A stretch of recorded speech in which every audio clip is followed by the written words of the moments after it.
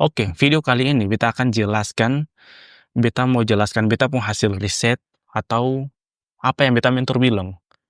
Informasi ini bisa membuat kamu orang itu rasa takut dan juga bisa membuat kamu orang itu selamat. Dalam 5 tahun lagi, yang beta pernah bilang di tahun 2030, itu teknologi akan maju.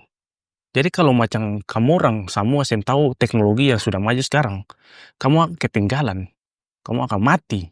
Jadi apa yang beta sampaikan saat ini harus dunia tahu. Masa yang di Jawa saya yang tahu? Katong di Maluku harus, anak-anak Maluku harus tahu. Jadi dalam 5 tahun ke depan, dunia ini tidak seperti dulu lagi. Dari cara manusia bekerja, dari cara manusia berperang, itu sudah beda. Artificial Intelligence atau AI sekarang sudah banyak mengatasi setiap permasalahan. Dia bisa menulis, dia bisa membuat skripsi, dia bisa membuat proposal, dia bisa membantu ARD dalam bekerja 24 jam.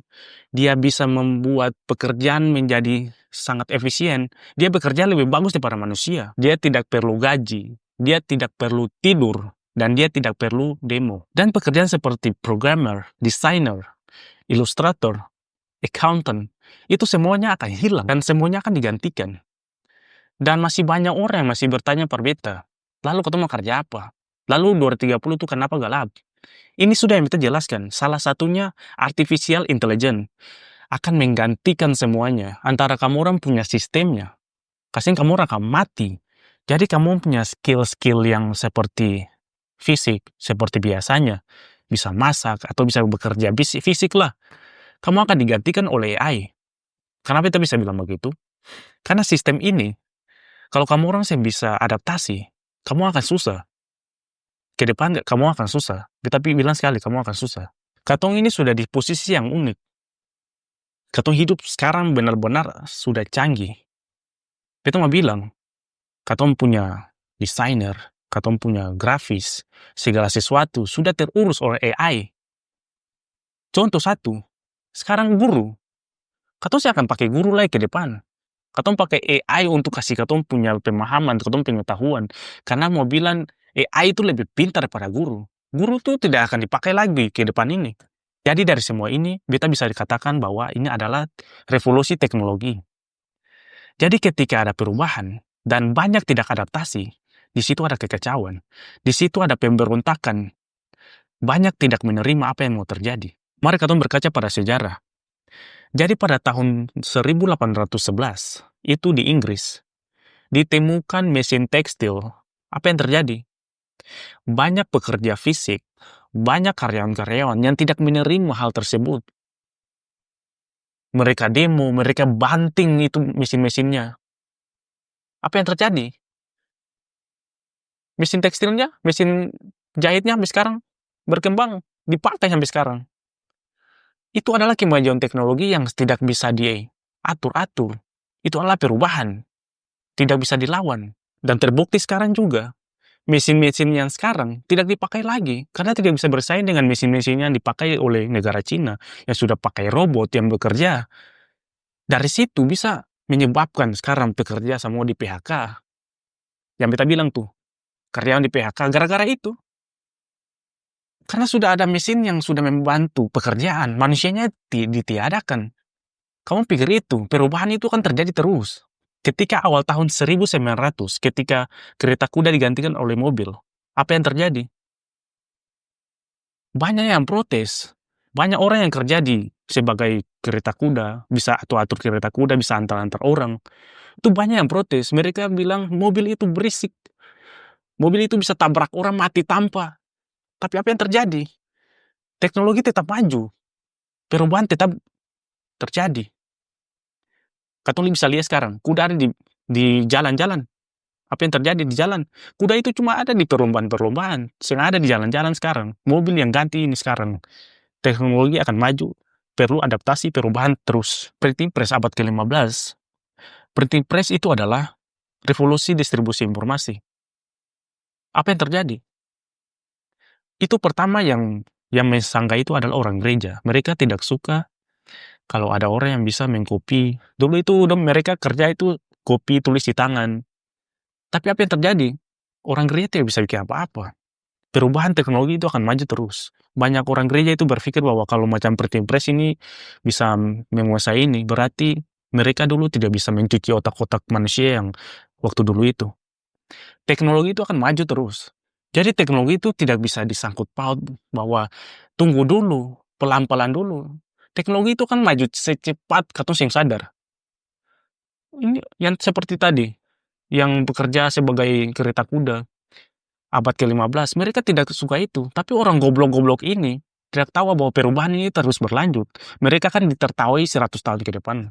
Dulu itu katong kalau biasanya kalau katong nonton film, katong nonton lagu, itu biasa katong kasih masuk CD.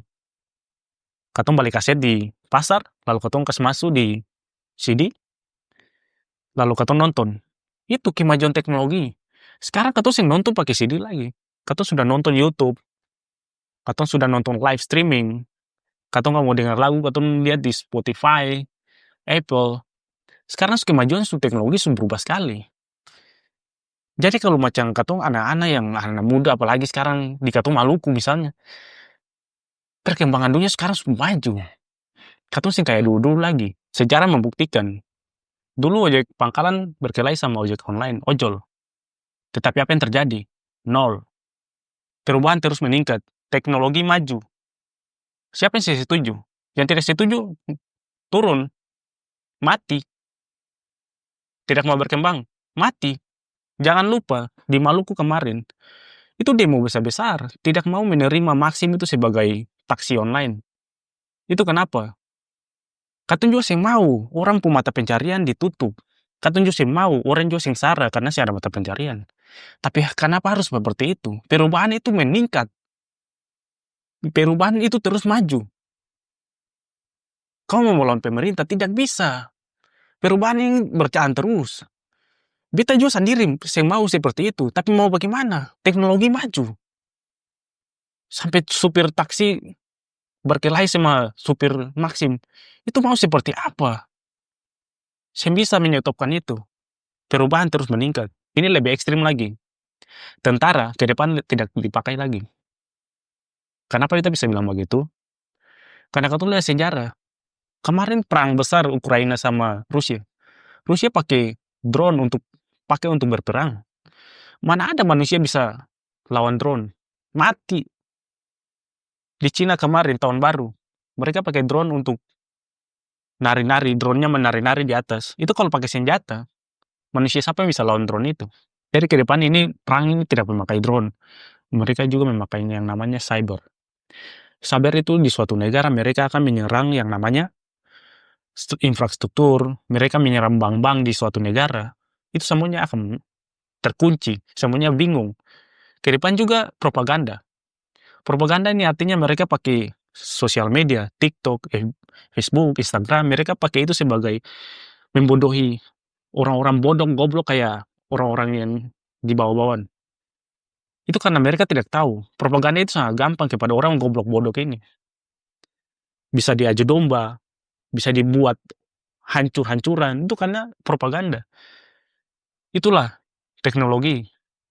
Orang bodoh pun ditipu. Jadi yang semua yang kita bicara banyak-banyak tadi, di perusahaan, di pabrik, itu nanti ada yang munculnya robot-robot pekerja yang bisa akan menggantikan karyawan-karyawan. Jadi kalau misalnya jumlah kita di Indonesia 280 juta jiwa, 40% akan di PHK. Di perusahaan next PHK, next PHK, next PHK. Apa yang terjadi? Itulah teknologi yang maju. Tidak bisa membantah itu. Ke depan ini kita mau bilang bahwa katong pun sistem keuangannya akan rusak. Katong bisa lihat kenyataan yang terjadi bahwa pemerintah Amerika melakukan pajak besar-besaran kepada negara lain. Negara Cina sudah melakukan peperangan pajak besar-besaran kepada negara lain juga. Itu imbasnya kepada katong nanti ke depan. Mata uang rupiah lemah, dan itu akan mengakibatkan kemiskinan yang luar biasa. Jadi ketika katong sekarang menilai bahwa perekonomian sekarang sementara naik, ketika perekonomian naik, otomatis waktunya turun, waktunya krisis. Jadi yang katong mau nilai bahwa emas sekarang luar biasa naik besar. Waktu kenaikan itu akan mengakibatkan suatu krisis yang luar biasa. Karena suatu grafik kalau naik akan turun tuh tajam sekali. Itu yang katong akan lihat ke depan ini kemiskinan. Jadi beta sudah bilang 2030, karena beta bilang gelap, itu sudah finansial ekonomi, finansial perekonomian akan terganggu. Teknologi maju, tapi katong perekonomian menurun. Jadi menuju tahun 2030, yang beta pernah bilang akan mengalami kegelapan, kamu jangan salah fokus dengan kata gelap. Karena beta mau bilang bahwa semakin katong teknologi maju, semakin yang banyak pekerja yang di PHK, banyak semua karyawan-karyawan diberhentikan karena tidak punya skill. Skillnya tidak dipakai lagi. Robot yang akan menggantikan. Katong ke depan itu akan mati dalam segala hal. Jadi kalau macam dari sekarang katong simpang uang, katong berinvestasi. Katong kalau ada uang, katong yang akan pergi kerja ke sana, ke sini, menuntut cari uang di situ sana, seng perlu lagi. Katong uang sekarang sudah ada, katong su kumpul tahun 2030, katong su kuat dalam perekonomian.